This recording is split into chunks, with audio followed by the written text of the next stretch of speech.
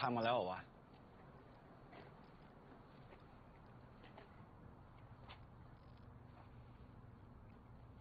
มึงคิดเหมือนกูเปล่าวะ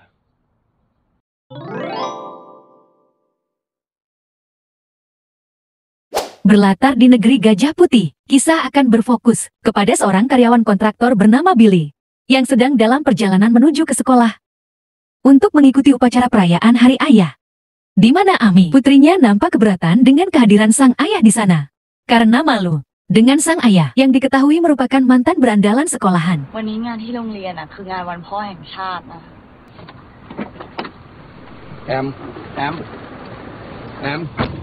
Meskipun begitu, Billy yang merupakan seorang ayah pun tidak ingin membiarkannya begitu saja. Namun saat hendak menyusul, ia malah mendapat panggilan dari bosnya menuntut masalah kerjaan. Yang bersamaan dengan itu, tiba-tiba saja terjadi tawuran tepat saat Ami berada di tengah-tengah keributan dan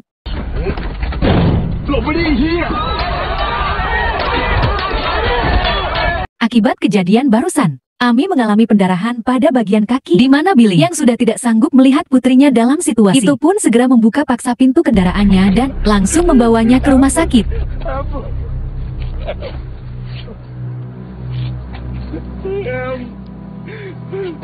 Saat operasi sedang berlangsung, Billy didatangi oleh wali kelas Ami bernama Bapak Suicha, di mana mereka ternyata sudah saling kenal satu sama lain.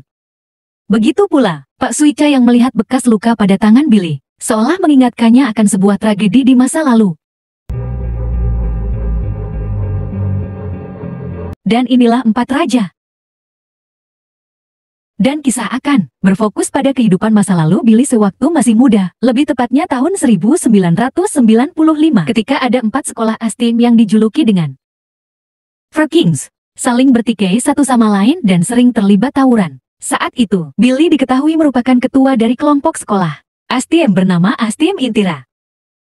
Ia dan 2 sahabatnya merupakan garda terdepan saat terjadi tawuran yang secara kebetulan saat itu mereka sedang dalam misi mencari keributan dan menemukan sekelompok murid dari STM lain yang sedang nongkrong di pinggir jalan.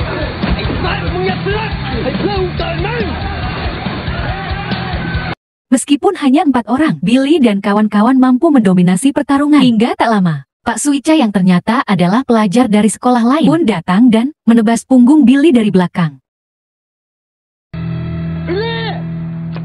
Billy langsung dilarikan ke rumah sakit dan mendapat sekitar 18 jahitan, di mana orang tua Billy yang mendengar kabar itu pun langsung datang dan sekonyong-konyong menamparnya karena sering berbuat keonaran.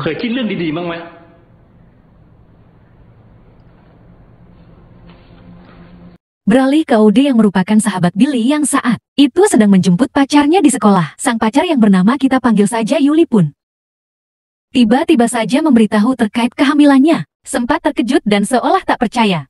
Ode meyakinkan Yuli bahwasanya ia siap untuk bertanggung jawab.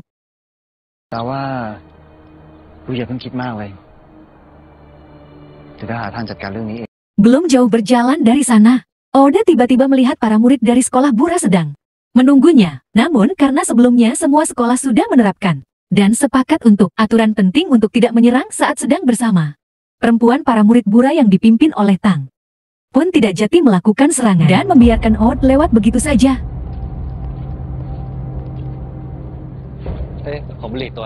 Malam harinya, Billy memutuskan untuk menginap di rumah Ode. Untung saja, ibunya Ode sangat baik dan mengizinkan Billy menginap kapanpun ia mau. Tak seperti ibu dan ayah tirinya di rumah. Ibu Ode tampak tulus memperlakukan Billy layaknya anak sendiri, yang membuat Billy semakin betah tinggal di sana. Di sisi lain, terlihat Suika yang di Tegeng sedang menunggu rival mereka, yaitu Billy dan kawan-kawan. Namun yang muncul justru adalah seorang preman lokal bernama Yadi, yang masih punya hasrat untuk diakui sebagai jagoan di antara konflik 4 raja alias Four Kings. Alih-alih bertarung secara jantan, Yadi sudah membawa sepucuk pistol untuk menembak Suicha. Tapi apa yang terjadi?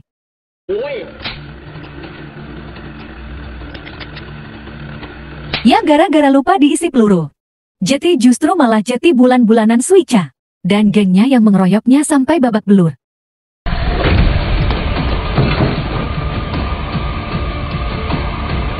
Keesokannya, Billy terlihat sedang nongkrong bersama Oda dan satu sahabatnya yang bernama Lupin. Mereka sedang membahas tentang konser musik yang katanya akan diadakan beberapa minggu lagi. Dengan fakta bahwa konser itu akan menjadi ajang pertemuan antar 4 sekolah. Oda menyarankan Billy dan Lupin untuk jangan hadir di sana.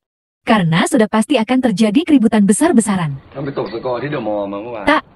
แม่งได้มาตั้ง5 คู่เลยนะเว้ย เดี๋ยวไอ้สัตว์5 คู่ทำไงวะ Lama muncul seorang bocil yang membawa sebuah pesan khusus untuk Lupin terkait cewek yang sudah lama menyukainya. Lupin yang tokoh dengan hal-hal bersifat tungturungan pun langsung datang ke lokasi untuk menemuinya, tetapi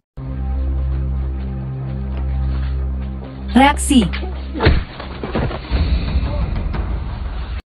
yaitu ternyata adalah jebakan dari STM bernama Kanok yang ingin menyerang mereka secara terpisah. Di mana Lupin terpancing untuk mengejarnya tanpa tahu jika di sana ada kedua geng Kanok yang sudah menunggunya.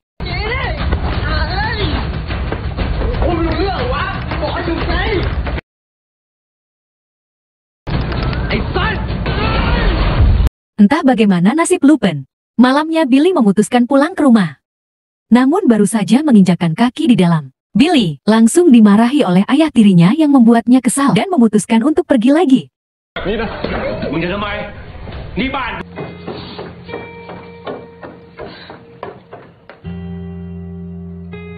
Pada akhirnya, Billy kembali ke rumah Oda untuk menginap lebih lama di sana. Ibu Oda yang selalu welcome pun langsung mengizinkannya tanpa sedikit pun menanyakan apa alasannya. จ้า ตามสบายเลย ขอบคุณครับแม่ กินอะไรยัง Tengah malam, Billy dan Oda pun mengobrol bersama. Tapi bukan obrolan random seperti bapak-bapak, melainkan curhat terkait Julie yang sedang hamil. Oda mengaku belum memberitahu ibunya karena sebagai pria sejati, ia akan menyelesaikan masalah ini sendiri. Pria sejati katanya. Pria sejati mah tidak ngehamilin anak orang. Bos nikah dulu Bang Sul. ชิบหายละแล้วมึงทำไงวะเนี่ย ก็เลี้ยงอยู่อะถามได้ กูเป็นคนนะเว้ย Keesokannya Billy, Lupin dan Oda terlihat sedang membawa pasukannya untuk melakukan tawuran dengan sekolah Bura. Namun di luar prediksi, kelompok dari sekolah Kolpon ikut bergabung dengan muncul dari belakang, sehingga Billy dan kawan-kawan yang berada di tengah-tengah pun harus ekstra energi untuk bisa menghadapi kedua sekolah sekaligus. มีใครเป็นไงบ้างมีใครโดนบ้าง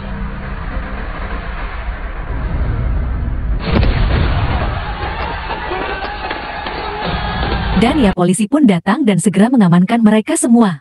Billy dan dua ketua dari sekolah yang berbeda pun langsung digelandang ke kantor polisi. Sementara untuk Oda dan para pasukan Kroko ditahan sementara di lokasi untuk menunggu mobil jemputan selanjutnya.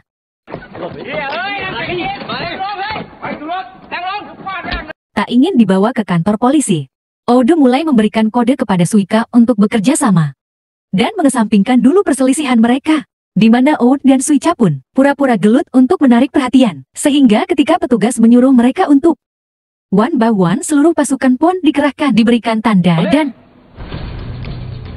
1 2 3 kembali ke Billy yang sudah berada di penjara bersama Ivan. Dan satu lagi, ada yang bernama Ohang, yang merupakan wakil ketua dari sekolah Kol yang tak lama kemudian datanglah ibu dan ayah tiri Billy datang ke sana, tapi untuk menjamin kebebasannya, melainkan justru malah menambah laporan supaya Billy dibiarkan tetap di penjara dengan tujuan untuk membuatnya jera.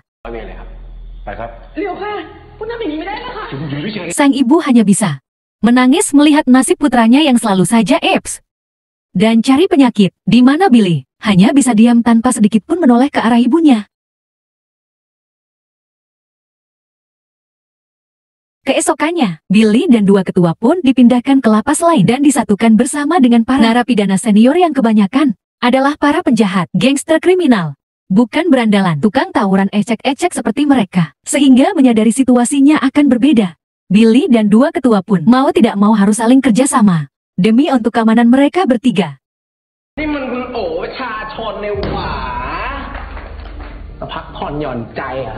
Dan siapa yang menduga jika Yadi, si preman lokal yang tempo malam sempat menenteng pistol, ternyata sudah ada di penjara ini, bersama dengan teman-teman napi lamanya. Dengan gaya sombongnya, Yadi pun mendatangi mereka bertiga untuk sekadar mengancam dan memancing keributan. Sehingga, Billy yang tak suka dengan orang yang banyak omon-omon pun sempat akan bereaksi. namun berhasil dicegah oleh kedua temannya.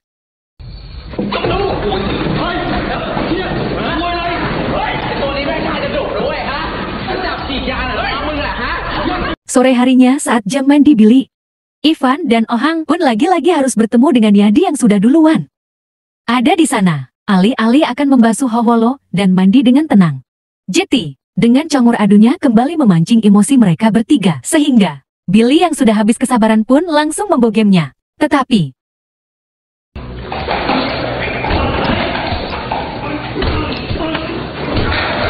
ya baru saja pemanasan, Pak Sipir sudah keburu datang, dan hanya bahwa Billy dan Ohang yang dianggap provokator keributan bertempat di ruangan khusus. Mereka berdua disiksa dengan cara dipukul besi yang meskipun sudah tidak kuat berdaya lagi. Billy dan Ohang tetap disuruh bangkit untuk mendapatkan pukulan lagi.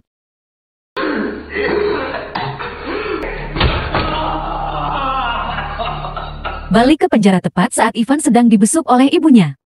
Jauh dari kata sangar dan berandalan, kenyataannya Ivan adalah anak mami yang selalu sopan dan menghormati orang tuanya. Hal itu terbukti ketika Ivan merasa malu sendiri telah menyusahkan ibunya, bahkan sampai meneteskan air mata.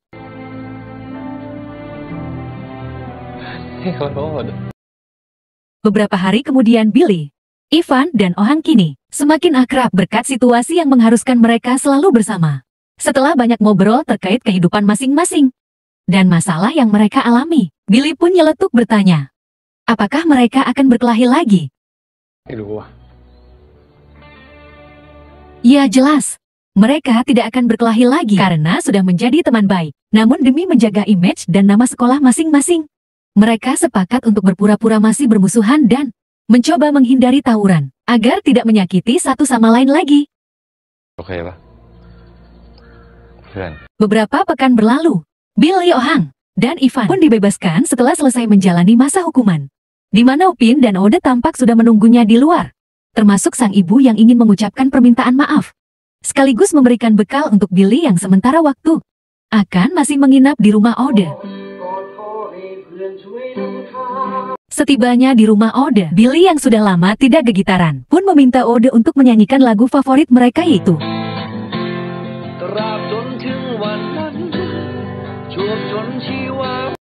Selesai Ngahalang pun membahas terkait konser musik yang beberapa hari lagi akan diselenggarakan. Oda sempat menolak ikut karena pastinya konser itu akan jadi ajang pertemuan antar 4 sekolah dan ujung-ujungnya pasti ribut. Namun Billy yang sedang butuh hiburan pun terus membujuk, sampai akhirnya Oda setuju untuk ikut. อีกไม่กี่วันอ่ะไม่รู้เลยว่ะแล้วมึงอ่ะ Tibalah malam konser. Semua penonton pun berjingkrak dan bernyanyi bersama, mendengarkan alunan musik yang sangat indah dan tidak dimengerti sesuai prediksi. 4 sekolah alias Four Kings pun hadir di sana dengan membawa seluruh pasukannya. Dari sekian banyak murid, Suica dari sekolah celah yang paling intens mengamati gerak-gerik sekolah lain. Yang ketika waktunya tiba, keempat sekolah pun langsung berkumpul dan inilah yang terjadi.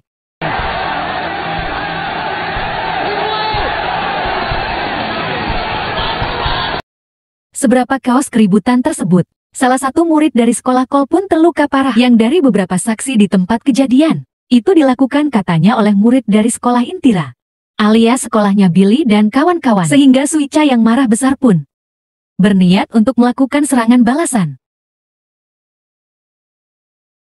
Di saat yang sama Billy, Lupin dan Oda terlihat sangat senang setelah dianggap sebagai pemenang dalam keributan tadi, di mana Oda yang ingin mengetahui kabar Yuli pun mencoba menghubunginya dan apa jawabannya.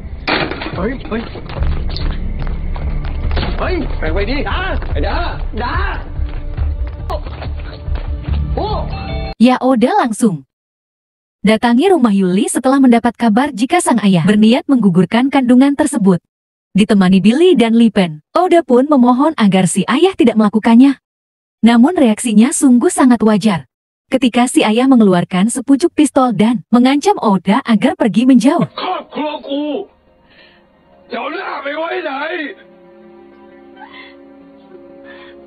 Dengan ketulusan niatnya yang ingin bertanggung jawab, Oda pun berlutut sambil mengatakan jika dirinya sungguh akan bertanggung jawab mencari pekerjaan yang baik dan menafkahi Yuli dengan cara yang halal, sehingga si ayah akhirnya luluh dan akan membatalkan niatnya.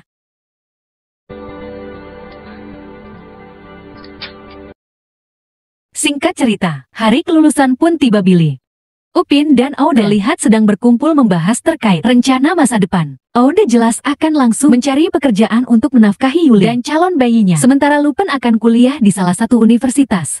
Dan Billy sendiri, entahlah, ia mengaku masih belum punya bayangan. Billy mungkin akan menjadi seorang pengangguran untuk sementara waktu.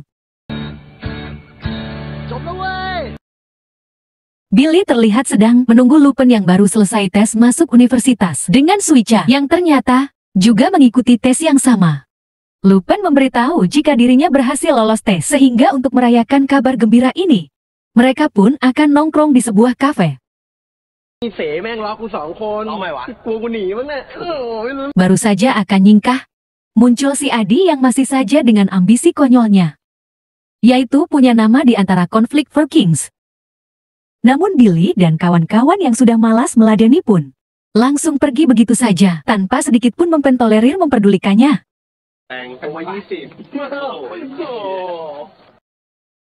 Sebelum pergi ke kafe, Billy menelepon Oude untuk mengajaknya ke kafe demi merayu akan Lupin yang berhasil lulus tes. Namun karena Oude masih di rumah, ia pun menyuruh Billy dan kawan-kawan untuk pergi duluan. Yadi sendiri masih tak henti-hentinya berupaya untuk menjadi jagoan.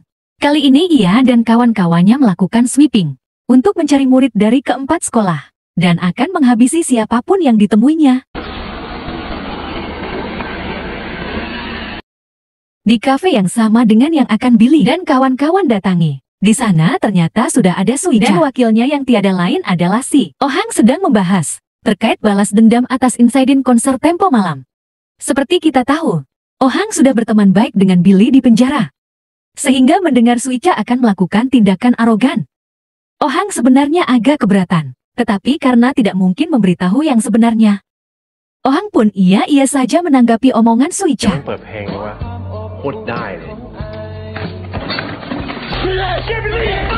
Dan ya, Billy nyaris saja mati ditebas oleh Suica. Namun baru saja ketegangan dimulai, muncul si Yadi yang riweh yang datang dengan pistol di tangannya dan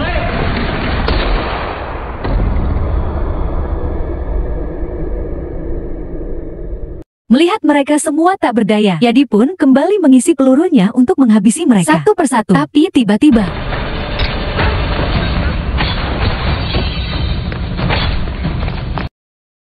sungguh sangat malang sekali nasib Oude yang tak sengaja terkena tembakan di bagian vital, di mana ketegangan pun langsung berakhir dengan Billy dan kawan-kawan yang langsung menghampiri Oude yang sudah dalam kondisi bernyawa. Dengan tiwasnya Oude, Billy pun berjanji untuk merawat calon bayi yang dikandung oleh Yuli, sehingga terungkaplah jika Ami, gadis yang bersamanya di adegan awal, bukanlah putri kandungnya, melainkan putri Oude, sahabatnya yang ia rawat seperti anak sendiri. Kembali ke masa sekarang, Billy, Lupin dan Suica terlihat sedang berkumpul dengan Ami yang kondisinya kian berangsur pulih. Melihat Billy, ayah angkatnya menghasut seorang guru untuk minum-minum, membuat Ami menjadi marah dan langsung pergi meninggalkan mereka bertiga. Sebagai seorang guru dan wali kelasnya, Suica merasa perlu untuk menyusul Ami dan memberinya pengertian sekaligus menceritakan tentang kronologi yang sebenarnya.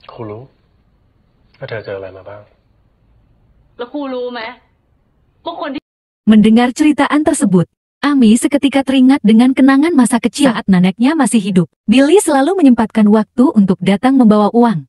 Bahkan setelah neneknya meninggal, Billy dengan senang hati berperan sebagai ayah sekaligus ibu yang selalu menemaninya sepanjang waktu.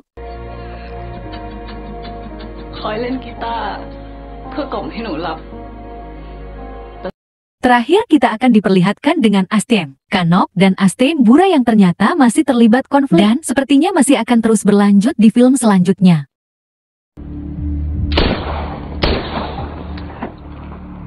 Pesan yang bisa kita ambil dari film ini adalah tawuran sama sekali tidak keren. Jika ada seseorang yang menggembar-gemborkan dirinya, mantan berandalan yang suka tawuran waktu sekolah, mengaku sebagai seorang jagoan, itu pertanda jika orang tersebut hanya ingin mendapat pengakuan yang tidak pernah ia dapat ketika masih sekolah. Sama seperti Yadi yang hanya butuh validasi. Faktanya orang-orang seperti itu hanyalah krocok pecundang, manusia lemah yang kurang perhatian dan sering dikucilkan. Semua orang Jagoan asli mah pasti diam-diam be bos. Mana ada jagoan? Bilang-bilang ke orang. Jagoan yang asli mah pasti ada. Namun hanya orang-orang terdekatnya saja yang mengetahuinya. Sampai jumpa di video selanjutnya.